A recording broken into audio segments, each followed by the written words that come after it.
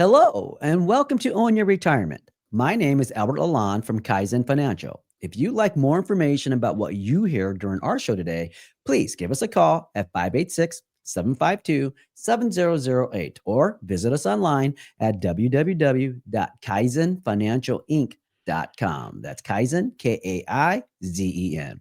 And while on my website, click on my podcast page to check out our past shows and also to subscribe to our program on Apple Podcasts, Spotify, or Amazon Music. Okay, so it's no secret that life has gotten more expensive.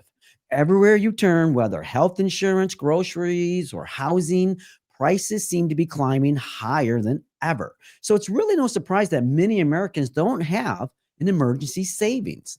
Now, whether you're starting from zero or just trying to add to what's already there, building an emergency fund can feel like an uphill battle. But today, we're going to talk about why it matters and how using a simple framework can make the process more manageable. It's called the 136 rule, and it's a straightforward way to help you prepare for life's moments without derailing your long term financial goals. But before we dive in, let me welcome my co host, Tony Shore, a guy who says his idea of an emergency fund is keeping enough cash for pizza delivery and new batteries for the remote. Hey, Tony, how we doing, buddy? I don't know about that. I mean, maybe. Definitely, my emergency fund is used on pizza and maybe records, There you go. record albums for my vinyl collection. But yeah, I'm doing good. I'm happy to be here. Thanks for that great intro there. And we've got a great show. I know my wife and I have been trying to chip away at getting enough money into that emergency fund. So we can get that 6 months to a year's worth of expenses saved in Yeah. an emergency fund so we don't have to ever use credit cards or things like that. Yes. This is going to be a great show. But expenses can sneak up on you. Flat tire, medical bills, a surprise home repair, appliances going out, new roof needed. Those they can hit hard. Oh, If we're not ready. But before we get into that, how have you been? I know you've been busy, haven't you? I have. I have. Yeah. But doing well, doing well. We have obviously autumn here in Michigan, which is nice. Waiting for the colors to turn though. It's strange this year. We're still green, and Same. yeah, it's just Yeah. they're saying that we may not get colors this year because how the temperature was. So I don't know. Yes, I think that might be true because everything here is green as well. The Midwest is still green Hmm. and not much color changing. I don't think we're going to see the bright, vibrant colors this year. I may agree with you there. We'll probably see snow before all that. Yeah, yeah, it'll be crazy. We'll be raking leaves in this. We'll be scooping snow and leaves together. I guess I don't know. It's going to be a strange one. I think we're going to have summer all the way and just a sliver of fall and then just winter. That's what they Yeah. say anyway. Well, hey, again, I think everyone has experienced it where we haven't had enough money in the emergency fund and we have an emergency and the temptation is there to put it on a credit card. So, where do you want to begin today with Emergency Fund 101? I know it's important. Well, basically, as we conduct, let's say, a little emergency fund 101, we first want to reference a article from Kiplinger titled "Saving for Your Emergency Fund as Easy as 136." Okay. Okay, that sounds good. So the most basic question is why? Why is it so important to have an emergency fund? That's a great question, actually. And it's one I hear a lot. The short answer is that an emergency fund is essential for protecting yourself from life's unexpected expenses, as you said earlier. Now, it's money you can access easily and use only for urgent, unplanned costs, like, let's say, an out of pocket medical bill, a car repair, or even a temporary income replacement if you lose your job.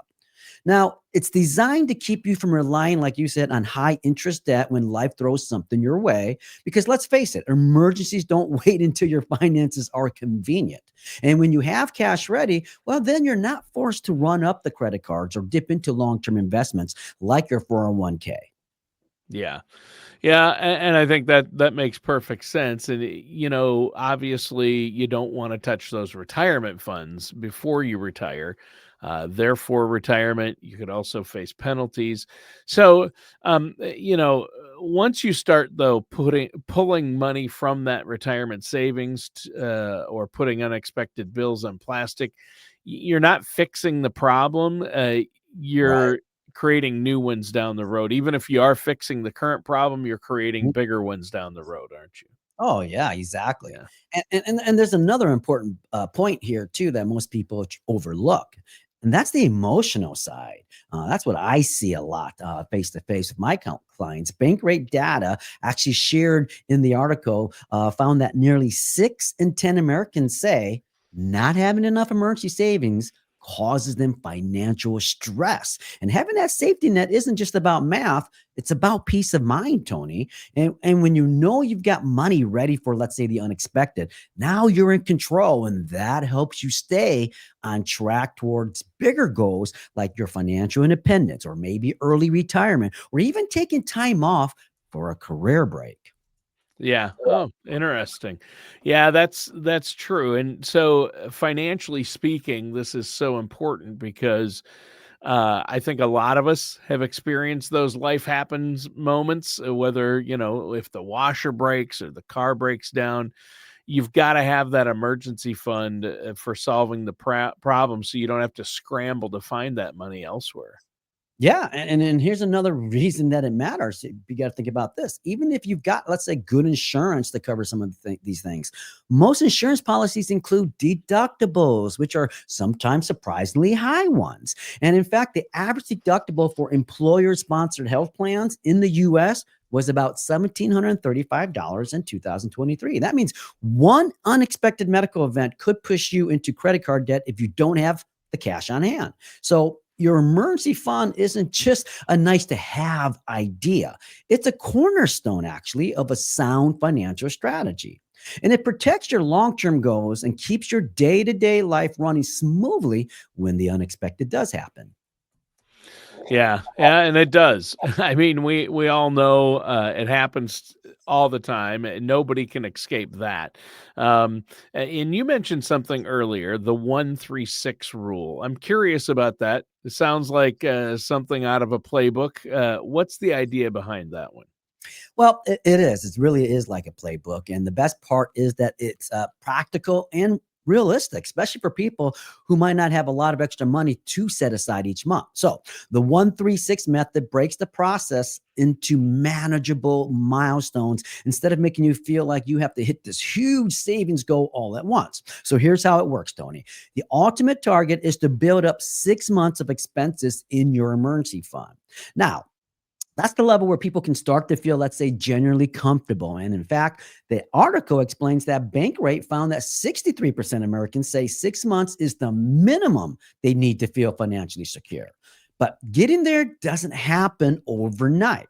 The beauty of the 1-3-6 approach is that every milestone along the way, whether that first month, then 3, then 6, well, they're all real wins. And you're building financial stability one step at a time without overwhelming yourself or your budget. Yeah, I mean, I like that a lot because it takes the pressure off. I Mhm. mean, let's be honest, a lot of people here hear you say you need to save 6 months of expenses.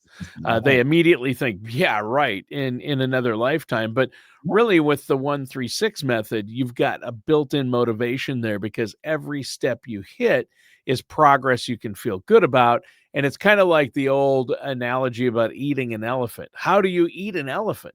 One bite at a time, right? Yes, yes. It's all about sustainability here, Tony, not perfection. You're training yourself to make saving money a habit, basically, something that becomes as automatic as, let's say, paying a bill or refilling the coffee pot. Over time, those small, consistent moves add up, and before you know it, you built a serious safety net. Yeah. Well, and so in order to do this, though, you should be working with a trusted financial services professional like yourself, Albert. And I know you're more than happy to help with this and meet with people. You're offering a no charge, no obligation consultation. How can our listeners get a hold of you to set that up? Yes, folks, you can visit my website at www.kaizenfinancialinc.com. That's Kaizen, Kaizen. Or you can call my office at 586-752-7008 and discuss how we can answer your questions and address your concerns about those emergency funds, your financial strategy, or any other parts of your retirement. All right. Well, that sounds good. Now, during the show today, you've been talking about emergency fund 101 information to highlight how important it is and how it can fit in with your broader overall financial strategy. As a reference, you cited a Kiplinger article, Saving for Your Emergency Fund as Easy as 136. So Mhm. let's dig into that first milestone a little bit, which is saving up 1 month of living expenses. Yeah. How does somebody actually figure out what that actually means for them? Figuring out the amount and then how to do that. Great question, actually, because that's where many people get stuck. Actually, the first step is knowing what essential spending really looks like for your household. That's the foundation of your 1 month goal. Start by adding up the basics, your housing costs like rent or mortgage payments, then property taxes or homeowners insurance, then include transportation, whether that's a car payment, fuel, insurance, or public transit costs. Then next comes groceries and other essentials like utilities and your communications expenses, such as your cell phone and your internet. And if you're part of, let's say, a couple or a family, make sure to look at joint or shared costs. And don't forget about things like daycare or after school programs if you, let's say, have children. The goal here isn't to calculate every single dollar you spend in a month, it's to get a realistic number for what it takes to keep life running smoothly if your paycheck suddenly stops. So basically, what you're saying is it doesn't have to include the money you're spending on eating out, fancy dinners, streaming, subscriptions. It's about covering the needs, not the wants, right? Bingo, right there. Think of this first month as your financial bare bones strategy, or the amount you need to keep the lights on, the fridge stocked, and the bills paid if something unexpected happened. Now, once you know that number, now you have a clear target. And seeing that target can actually be pretty motivating. It gives you something concrete to aim for instead of just saving blindly. Yeah, I like that because a lot of us are more likely to follow through when we know that the finish line is there. We can see what it looks like, even if it's just step one of the bigger picture, the 136 plan. It's a starting point and it can help you achieve a goal, right? Yeah. In fact, Yeah. it's a 1 month at a time type of feature, one small win at a time, actually. And once you start making those little wins, it gets easier if you think about it. Yeah. Yeah. I would say so. So, what's next? Well, the next step is all about where the money lives and how you built it up over time. You want to create a dedicated bank account just for your emergency fund. That way, you're not tempted to dip into it when something shiny catches your eye, like a vinyl record, or when weekend plans run long. Yeah. One type of account to consider is a high yield savings account. It keeps your money separate, easy to access, and then earning a bit more interest while it sits there, but that still gives you fast access if an emergency actually happens. So not just stuffed under the mattress then. Right. Though at least that would stop you from impulse shopping online. But a high yield savings account keeps your money working for you, especially right now. Rates are still good, over 3.5%. And here's another great tip from the article: set up automatic transfers from your main checking account to your emergency fund. Automation takes the decision making right out of it. You don't even have to remember to save, it just happens. Yeah. Yeah, it just it just happens and that's smart, kind of like paying yourself first, right? In other words, if you're saving up for an emergency fund, what paying yourself first, what you always say. You always tell me that, Albert. And I Mhm. always like, well, what does that really mean? It means that's the first thing that should come out of your paycheck and go directly into that savings account or where you keep your emergency fund before you pay the other bills. A lot of people do it the opposite way. They Yeah. they put everything into their checking account, which I call the general fund, right? Yep. And it Yep. just disappears if it goes into the general fund. And they think, I'm going to pay my other bills, do everything else. And then if I have anything left over, or when I have whatever's left over, if there is anything, that's going to go, I'm going to start that emergency fund or build it up with that. Well, that's never going to happen. Right. Tomorrow never comes then. You got it. Yeah. Well, you got to remember, there is no deadline here for you to save. Think about it like most people when you put it away in your work accounts. When you set it up and it automatically comes out of your paycheck, you don't think about it anymore. You don't miss it. But man, when you look at it down the road, all of a sudden you build up this nice future savings. So it's the same idea with your emergency fund. Okay. You can take as long as you need to build that first month's cushion. In fact, let's say your essential expenses total about $2,400 a month. If you put away $200 each month, like you said, to a separate high yield savings account, not put in a general fund, you'll have a full month's worth of emergency savings after a year. And that's steady, realistic progress, and it works. Yeah. Well, and I love that approach. It makes the goal feel attainable instead of intimidating. You don't have to do it all at once. Just get started and plug away at it. Make sure you're doing it on a regular basis, even if it's starting small. That's the key. You've hit it right there. In fact, I think the most powerful step isn't the amount that you're trying to save. It's the fact that you actually start it. Well, yeah, that's right. That's the key, and I think that's the most powerful step here. It isn't the amount you save then, it's the fact that you start and keep saving, right? Right. You know, you have to understand, but there are other things that could hang some folks up. Let's say about people who already have some debt hanging over them. Yeah. And be focused paying on that down first before saving more. I get that question all the time, and it's really the answer might surprise most people, but you don't want to wait until all your debt is gone before you actually build your emergency fund. Because if you do that, unexpected expenses, like let's just say a car repair, a medical bill, or anything else could actually send you right back into debt again, and you'll never get out of that. The key is to tackle both at the same time. Keep building your emergency fund while you also chip away at high interest debts like credit cards or personal loans. It's like a balancing act. You're trying to keep future emergencies from becoming debt traps, right? Mhm. Mhm. And not running up credit card bills while still being responsible with what you already owe. Yeah, I mean, even if you can't pay those debts off quickly, it's important to at least cover your minimum required payments every month, obviously. And then that keeps your credit history intact and prevents late fees or penalties from piling up.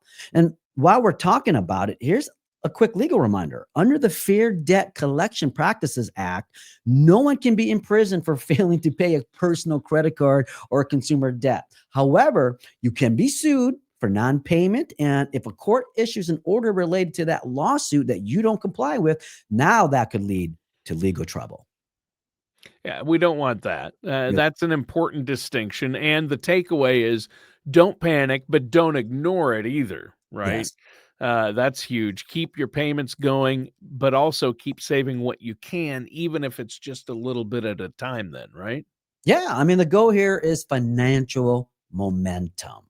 Yeah. Paying down high interest debt and building your safety net go together hand in hand because both bring you closer to stability. And then that reduces the stress for you in the long run. Right. And have a financial plan in place, working with somebody like yourself. Speaking of that, before we move on and talk some more about this, what is the number where our listeners can get a hold of you at to set up a consultation? Yeah, folks, you can get a hold of me at 586-752-7008. All right. Well, you've been talking about this emergency fund, and we've been learning just how essential it is. Mhm. Having a fund that can address unexpected expenses and having up to 6 months of standard living expenses in that fund. And you've used this Kiplinger article, Saving for an Emergency Fund, the 136 method. So let's say somebody hits that first big win. They've got one full month of expenses saved. What then? All right. First off, I want folks to understand if you hit the first month, that's worth celebrating. Reaching 1 month of expenses is in fact a major achievement, and it just proves that the system works. And what I mean by that, it's just gets you that momentum we talked about earlier. So now the next phase of the 136 method is now to build your way towards the 3 month of living expenses. Now, this is where your emergency fund really starts to give you breathing room. 3 months of expenses can cover a temporary period of, let's say, unemployment, or help you maybe absorb a big unexpected bill without turning your financial world upside down. Well, right. And that's so important. It sounds like a safety net, a real safety net, but I imagine it takes time to get there, right? Oh, absolutely. And that's okay though. So remember that. Don't get discouraged if, let's say, this stage takes longer than the first one. The key is to stay consistent. Keep those automatic transfers going from each paycheck. Even if the amount is small, you're building financial muscle every time that transfer happens. It's like a flex. And this is a great point to start fine tuning your budget as well. Look for ways to reduce discretionary spending, like maybe eating lunch out or buying new clothes. You can also trim, let's say, fixed expenses where possible, like maybe lowering your grocery bill or reviewing all your subscriptions. Now, doing that not only helps you save faster, but man, it also reduces the total amount you need in your emergency fund. Yeah, and that's a double win. Spend a little less now and need a little less later. Yeah. And remember, while you're building that fund, don't lose sight of your retirement savings. Many people contribute through an employer, let's say sponsored 401k, but for anyone self employed, well, that's more than 10% of the American workforce. There are great options too for them. In fact, a solo 401k will let you make pre tax contributions, which can help lower your taxable income. That means you're not only setting more aside for retirement, but you may also free up a bit of extra money to keep growing that emergency fund. Yeah, and that's smart. It also sounds like a great topic to sit down and talk to a financial services professional about, someone like yourself. Oh, yes. In fact, you want to talk about the balance. You want to protect your short term needs while you want to keep your long term goals moving forward. That's the idea. All right. So we've talked about 1 month, then 3 months, and now it comes to the big one, six Mhm. months of living expenses saved up. I think this is the one that really can feel intimidating for a lot of people out there. It can, and it seems that way at first. But this stage is actually where your hard work starts to pay off. The final phase of the 136 method is about building up to 6 months of expenses and doing it gradually in a way that fits your lifestyle. So, by the time you reach this point, you're not just protecting yourself from the financial surprises, you're in fact creating that freedom, that flexibility, that security. With 6 months of expenses saved, you actually gain real control of your choices. So let's say you lose your job. Instead of taking the first offer that comes along, well, you've got breathing room. And now it's time to find a role that's actually a great fit for you. And that kind of stability isn't just financial, it's emotional too. And it gives you the confidence to make decisions based on what is right, not what's urgent. That's a great way to look at it. The Mhm. fund doesn't just protect you from emergencies, it buys you time and options then as well. Bingo. And let's say you're working toward that 6 month mark. Remember to keep balance in your plan. Keep contributing to your retirement accounts and your other investments while slowly topping off the emergency fund. It's about steady progress on both fronts. And if someone's listening right now thinking, 6 months of expenses, I can't even start, I'd say this: start small.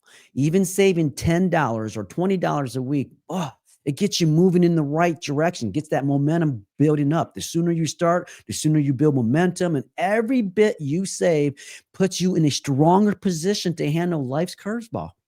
Yeah. Life does throw you curveballs, and I love that it's such a down to earth approach. You don't have to be wealthy to start saving, you just have to start, right? Remember what I said before: Yeah. building an emergency fund isn't about perfection, it's about preparation. All right. So we've shared a lot of great insights and information today. You've given us a lot to think about, Albert. In the time we have left, maybe give us a quick summary. Yeah, great idea. In fact, all right. So we started by talking about why an emergency fund matters. It's your financial safety net, if you will, the things that keeps life surprises from turning into setbacks. Then we introduced the 136 method, a simple step-by-step way to build that safety net over time. Start with 1 month of essential expenses so you can handle the basics. Then grow to 3 months to cover a job loss or maybe a major expense. Then aim for the 6 months to give yourself a real freedom, give yourself flexibility. And then along the way, keep tackling high interest debt and contributing to your long-term goals like retirement still needs to be done. So the key is to start where you are, because even a few dollars a week builds the momentum. Every deposit, every bit of progress, well, it moves you closer to confidence, control, and most importantly, a financial peace of mind, Tony. And that's what we're all looking for, is that financial peace of mind. So Albert, do you have anything else for our listeners before we go today? Yes, listeners, please, if you want to learn more how to put that emergency fund together, or maybe you have a situation where you just think, oh, I just can't do this, please visit my website, www.kaizenfinancialinc.com. That's Kaizen, Kaizen. Call my office, 586-752-7008. And then we can discuss how we can answer your questions, your concerns about the emergency funds, how to get it started, or any other parts of your retirement strategy. Because remember, it's our goal to help you protect what you prepared for in your retirement and you've worked so hard for, so you can own your retirement. All right. That's what it's about. Owning your retirement. Thanks, Albert. Listeners and viewers, thanks for tuning in. That does it for today's episode of Own Your Retirement with our host, Albert Lalonde. Take care, everybody.